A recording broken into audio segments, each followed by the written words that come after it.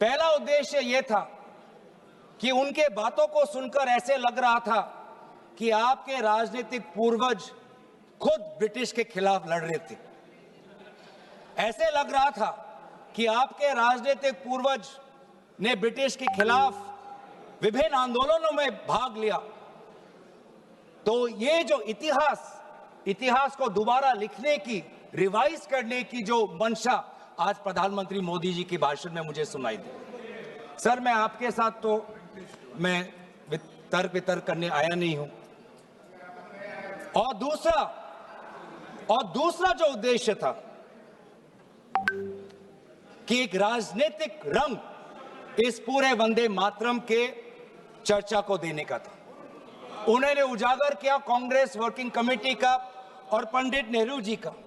और ये एक आदत है सर, ये मेरे पास एक टेबल है कि जब जब प्रधानमंत्री मोदी जी किसी भी विषय पे बोलते हैं तो पंडित नेहरू जी का नाम कितने बार लेते हैं और कांग्रेस पार्टी का नाम कितने बार लेते हैं। मैं बस एक ही उदाहरण देना चाहता हूं कि इससे पहले ऑपरेशन सिंदूर का डिबेट में हमने आदरणीय प्रधानमंत्री मोदी जी को सुना। क्या आप जानना चाहेंगे कि पंडित नेहरू का नाम कितने बार उन्होंने लिया? 14 बार। ऑपरेशन सिंदूर पे 14 बार उन्होंने पंडित नेहरू का नाम लिया। और कांग्रेस पार्टी का कितने बार? 50 बार। वैसे ही जब संविधान का 75th एनिवर्सरी मनाया जा रहा था तब 10 बार पंडित नेहरू जी का नाम लिया और 26 बार कांग्रेस पार्टी का। उस प्रकार से जब 2022 में जब राष्ट्रपति अभिभाषण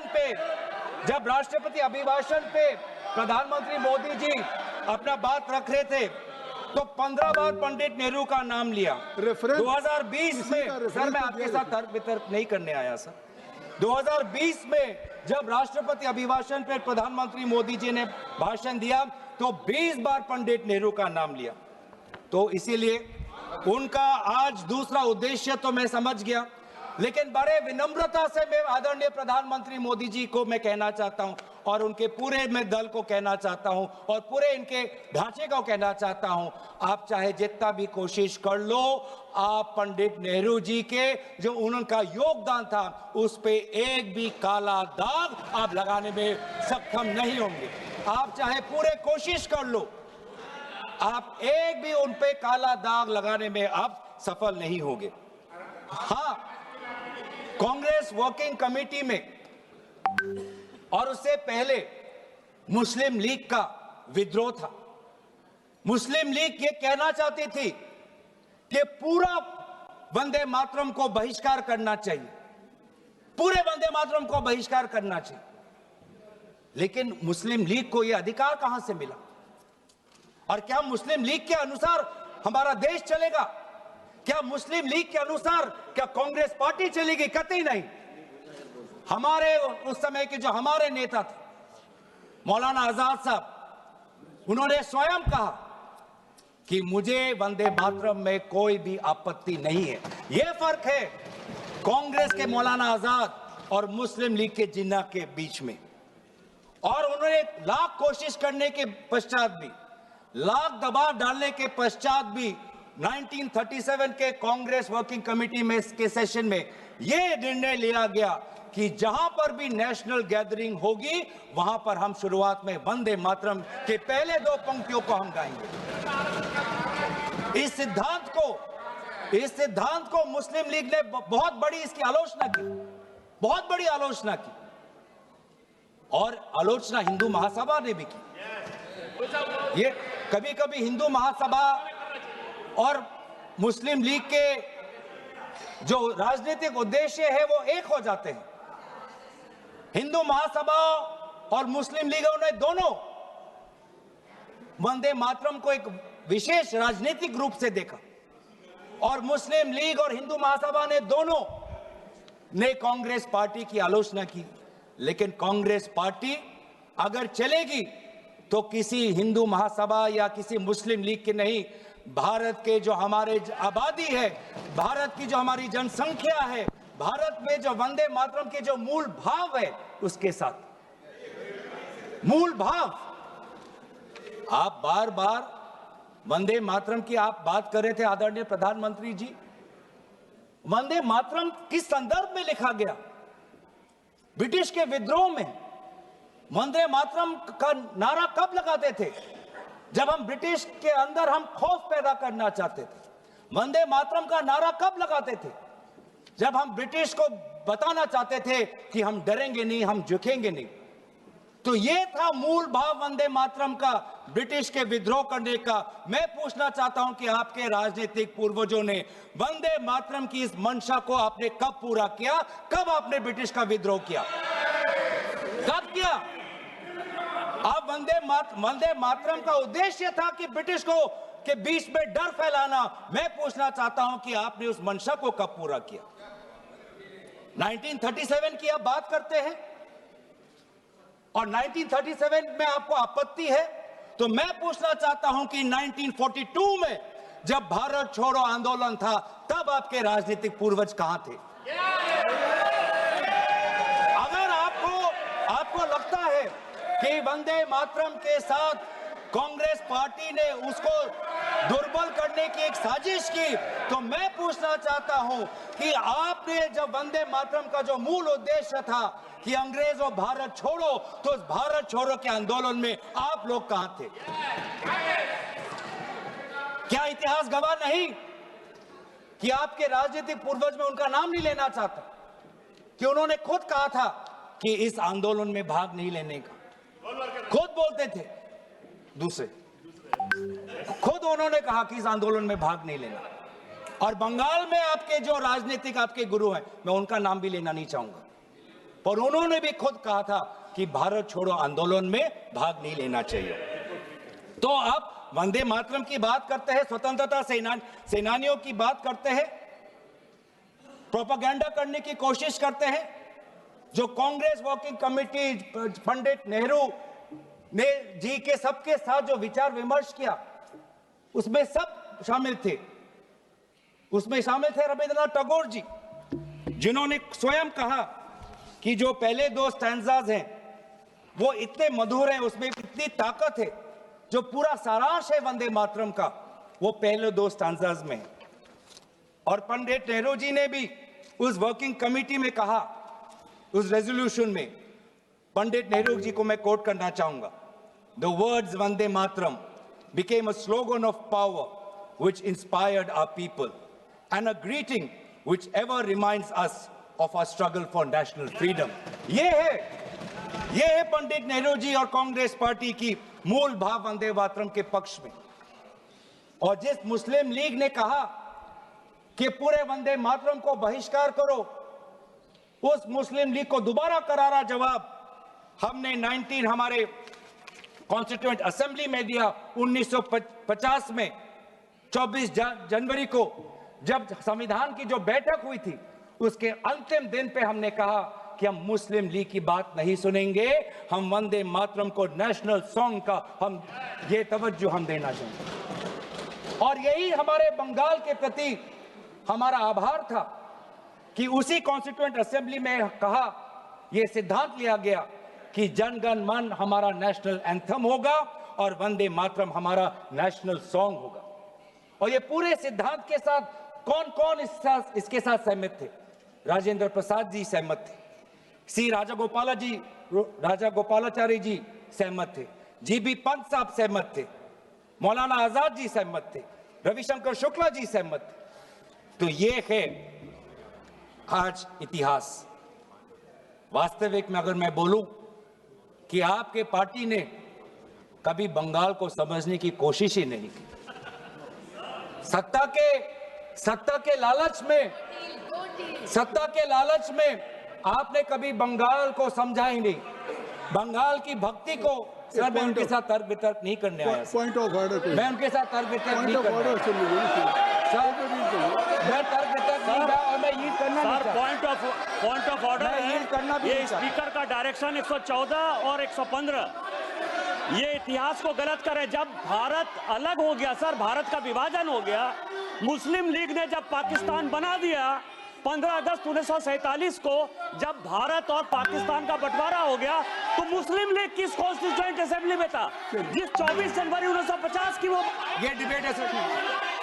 अगर आप मुझे बोलने देंगे तो मैं इनसे कहूंगा कि जैसे हमने आदरणीय मोदी जी को सुना, आप भी सुनने का धैर्य रखें, धैर्य रखें, धैर्य की कमी मत दिखाइए, धैर्य की कमी मत दिखाइए, संयम की कमी अब मत दिखाइए। हमने संयम दिखाया, हमने धैर्य दिखाया, अब आपकी बारी है। आपने बंगाल को कभी समझा नहीं, आपने बंगाल की भक्ति को नहीं समझा, आपने बंकिम चंद्र चटर्जी को नहीं समझा।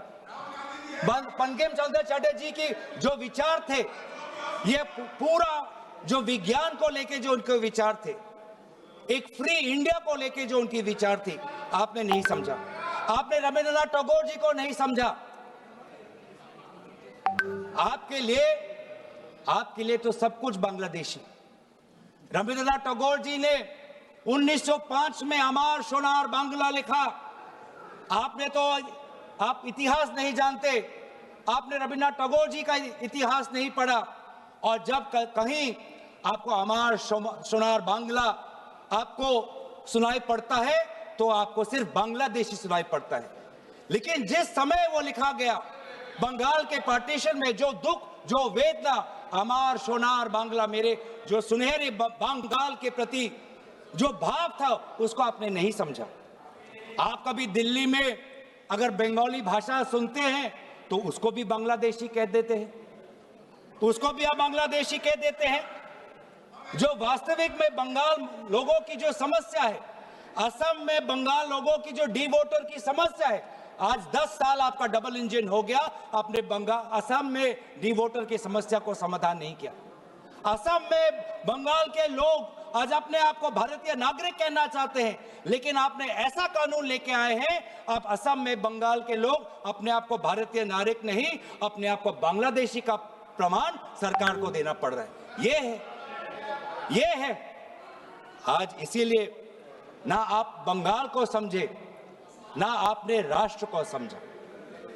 ये हम कह रहे हैं ना, राष्ट्रगीत, इसमें जो राष्ट्र है, आपने कभी राष्ट्र को समझने की कोशिश नहीं, क्योंकि ये राष्ट्र जो है एक संघीय ढांचे पर निर्भर है, और इसमें कई प्रकार के राष्ट्रभक्ति है।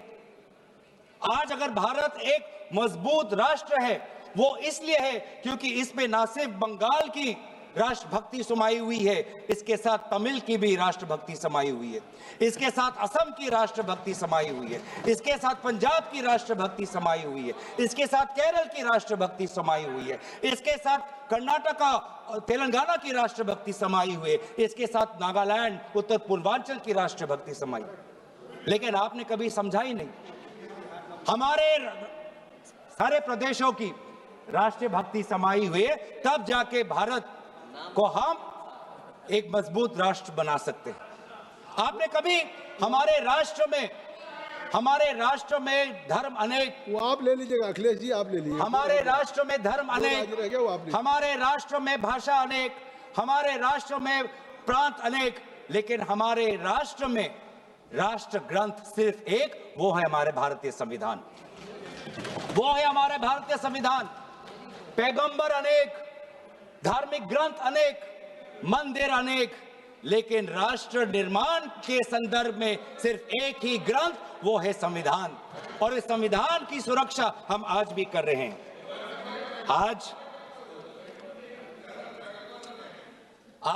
राष्ट्र की बात आप करते हैं, मैं पूछना चाहता हूं कि आपने जो हमारा नेशनल एंथम है, आप चाहते थे कि वंदे मातरम हमारा नेशनल एंथम बने, लेकिन जब पूरे देश ने जनगण मन को नेशनल एंथम, रविंद्रनाथ टैगोर जी के द्वारा रचित जनगण मन को नेशनल एंथम का तवज्जो दिया, तो आपके राजनीतिक पूर्वजों ने लगभग 52 साल आपने ना राष्ट्रीय तिरंगा अपने शाखाओं में लगाया, ना राष्ट्रीय नेशनल एंथम अपने शाखाओं में कहा।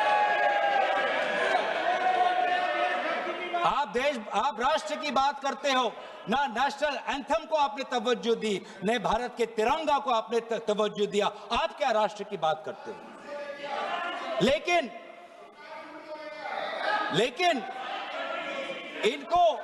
इनको सत्ता का, इनकी जो परिभाषा है सत्ता की, वो अलग है। इनको लगता है कि अगर सत्ता मिल गया तो पूरे राष्ट्र पर ये शासन चलाएंगे। ये लोग, यही फर्क है, यही फर्क है। मैं समझ, यही। धन्यवाद, धन्यवाद संजय जायसवाल जी, धन्यवाद।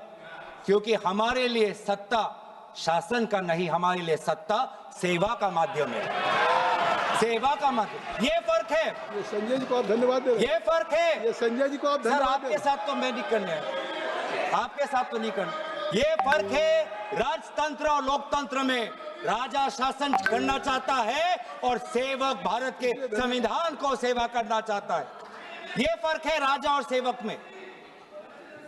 और आज यही हम देख रहे हैं कि आज हमारे भारत के लोग अनेक समस्या उठा रहे हैं, लेकिन उस समस्या का एक भी उल्लेख नहीं। सर आज अगर हम राष्ट्र की बात कर रहे हैं, राष्ट्र के प्रति हमारे भक्ति की बात कर रहे सेवा के लिए हैं, धन्यवाद राष्ट्र के प्रति आपकी सेवा के लिए धन्यवाद। सभापति महोदय थोड़ा मुझे सुनिए, सभापति महोदय मुझे, हम राष्ट्र के प्रति हमारे कर्तव्य की बात के प्रति हमारे कर्तव्यों की हम बात कर रहे हैं। आज सदन पहली बार भारत के राजधानी में बम विस्फोटन हुआ, एक बार भी उसका उजागर आदरणीय प्रधानमंत्री मोदी जी नहीं किया। हम 150वीं जन्म जयंती वंदे मातरम की मना तो रहे हैं, लेकिन क्या हम आज वर्तमान के भारत को सुरक्षा दे पा रहे हैं? क्या हमने दिल्ली के राजधानी में हमारे दिल्ली वासियों को हमने सुरक्षा दी? क्या हमने जम्मू कश्मीर में हमारे वहां के पर्यटकों को सुरक्षा दी? ये काम, ये क्या, ये कर्तव्य नहीं है? हम कैसे मनाएंगे? ये वंदे मातरम की चर्चा करें। सर विकसित भारत की बात कर सकते हैं तो वर्तमान की बात भी कर ही सकते हैं। 2047 की बात कर सकते हैं तो 2025 की बात भी कर सकते वंदे हैं। मातरम के 150 वर्षों की यात्रा का आज आलोचना तो आज हम सुरक्षा की बात करते हैं, आज हम सुरक्षा की बात करते हैं। किसी की आलोचना नहीं की आज सभापति महोदय, प्रधानमंत्री ने किसी की आलोचना नहीं की। सभापति महोदय, सभापति महोदय, तो इसलिए वंदे मातरम तक। सभापति महोदय, अगर वास्तविक में अगर 150वीं जन्म जयंती वंदे मातरम का पालन करना है तो हमें सुरक्षा देना होगा, स्वास्थ्य की सुरक्षा देनी होगी। आज दिल्ली में, पूरे उत्तर भारत में, गंगा तट पे जितने भी लोग हैं, किसान हो, श्रमिक हो, आज वो वायु प्रदूषण के कारण आज उनका वो सांस नहीं ले पा रहे। आज आप देखिए कि हमारे सीमाएं सुरक्षित है। पहलगाम के बाद आज पाकिस्तान की जो फील्ड मार्शल है वो हमारे अमेरिका के राष्ट्रपति के साथ बैठते हैं। पाकिस्तान और अमेरिका के बीच में और करीबी बात आ गई है और करीब हो गए हैं, और आप लोग उस पर कुछ नहीं कह रहे। आज करेंसी, जब आपने एक टाइम पे कहा जब करेंसी बढ़ती है तो उम्र का उजागर है, आज तो भारतीय करेंसी। सर मैं आपके साथ, मैं ऑपरेशन सिंदूर की चर्चा हो चुकी है, उस पर आप लोगों ने भी किया था और इस पर किया था। मुझे लगता है आज वंदे मातरम की 150 वर्षों की यात्रा है, आज इसको अगर इस चर्चा को किसी आरोप प्रत्यारोप से या विवादों से ऊपर रखें तो ज्यादा अच्छा होगा। सर 150वीं जयंती तो वर्तमान में मना रहे हैं, तो वर्तमान में भारत के प्रति जो हमारे कर्तव्य है उसकी बात ना करें तो हम कैसे करें? और इसीलिए आज करेंसी, जिस करेंसी का आपने उजागर किया कि करेंसी जब बढ़ती है तो किसी का उम्र का उदाहरण मिलता है, आज तो 100 तक पहुंच गया करेंसी। तो ना वायु प्रदूषित है, ना वायु से हम सुरक्षित है, ना करेंसी हमारी सुरक्षित है, ना हमारी सीमा सुरक्षित है, ना हमारे दिल्ली में हम सुरक्षित है, ना जम्मू कश्मीर और लद्दाख में जो सुरक्षा उनको मिलनी चाहिए, जो राजनीतिक सुरक्षा मिलना चाहिए, जो संपूर्ण राज्य का दर्जा मिलना चाहिए, जो यूटी का दर्जा मिलना चाहिए, ना उनको हम दे पा रहे हैं। आज ना हमारा उद्योग सुरक्षित है। आज मोनोपोलीज के कारण आज आम ग्राहक, आज बड़े बड़े उद्योगपति के पैर पे आज पड़ा हुआ है। इंडिगो के आज हम देख रहे हैं कि एक मोनोपोली आई, जिस मोनोपोली के कारण आज आम व्यक्ति आज रो रहा है। आज एक आम व्यक्ति आज उसके घर उजड़ गए।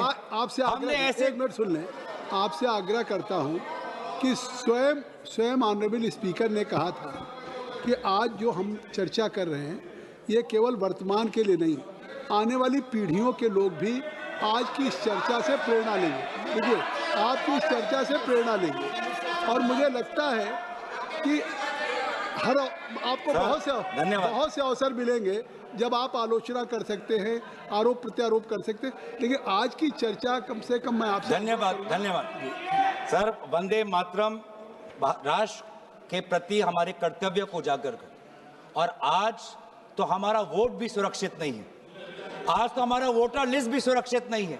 आज हम विभिन्न प्रदेशों में देख रहे हैं कि किस प्रकार से ये सरकार यूपीआई की बात करती है, जेम ट्रिनिटी की बात करती है, आधार की बात करती है, लेकिन मशीन रीडेबल वोटर लिस्ट नहीं देना चाहती।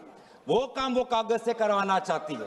तो ना आज वोट सुरक्षित है, ना आज स्वास्थ्य सुरक्षित है, ना सीमा सुरक्षित है, ना करेंसी सुरक्षित है, ना व्यापार सुरक्षित है। ऑनलाइन कॉमर्स आने के बाद आज भारत का वो छोटा दुकानी, आज वो मध्यम वर्ग का दुकानी आज पूरा तहस नहस हो गया। आज इसके ऊपर ये हमारी सरकार क्या कर रही है?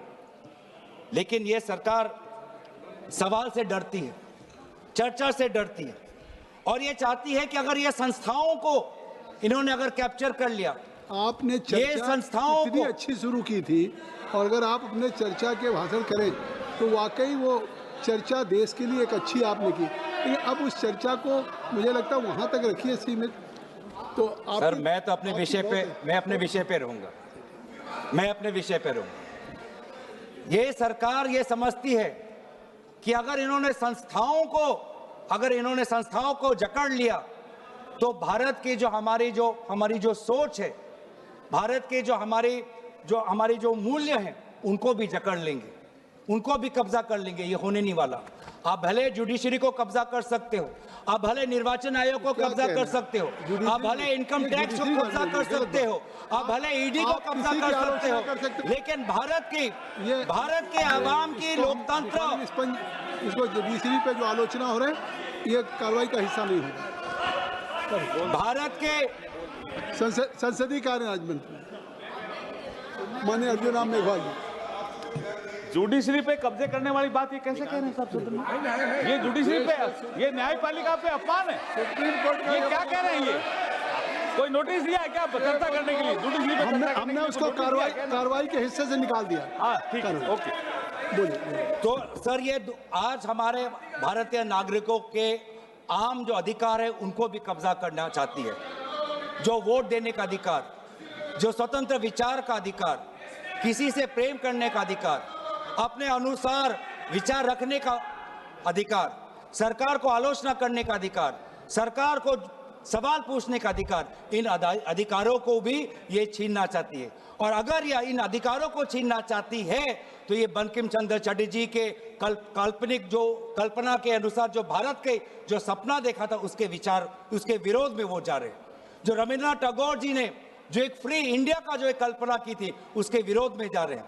तो इसीलिए आज ब्रिटिश तो रहे नहीं, लेकिन ब्रिटिश का divide and rule policy follow करने वाले आज भी कुछ राजनीतिक ताकत आज भी है। जिस प्रकार से ब्रिटिश ने सेडिशन का कानून इस्तेमाल कर भारत के वैचारिक जो हमारी स्वतंत्रता है उसको पकड़ने का काम किया, आज भी ऐसे कुछ राजनीतिक ताकत है जो सेडिशन के कानून के द्वारा हमारे ही नागरिकों को जेल में रख रही है। तो इसीलिए आज हम उन ताकतों को कहना चाहते हैं कि हमारी पार्टी और विपक्ष की पार्टी और इंडिया अलायंस भारत के हम आम नागरिक के साथ खड़े हैं, और हम आज भी प्रतिबद्ध हैं कवि रविंद्रनाथ टैगोर जी के उस वो महान पंक्ति के प्रति, जिन पंक्तियों को मैं अंत में उजागर करते हुए मैं अपने भाषण को समाप्त कर दूंगा। Where the mind is without fear, where the mind is without fear and the head is held high, where knowledge is free, where the world has not been broken up into fragments by narrow domestic walls, where words come out from the depth of truth, where tireless striving stretches its arms towards perfection, where the clear stream of reason has not lost its way into the dreary desert sand of dead habit, where the mind is led forward by thee into ever-widening thought and action, into that heaven of freedom, my Father, let my country awake। इन्हीं पंक्तियों के प्रति हम हमेशा कार्यबद्ध रहेंगे, और यही कहते हुए मैं अपनी वाणी को समाप्त करना चाहता हूँ। धन्यवाद। जय हिंद, वंदे मातरम। अखिलेश यादव जी।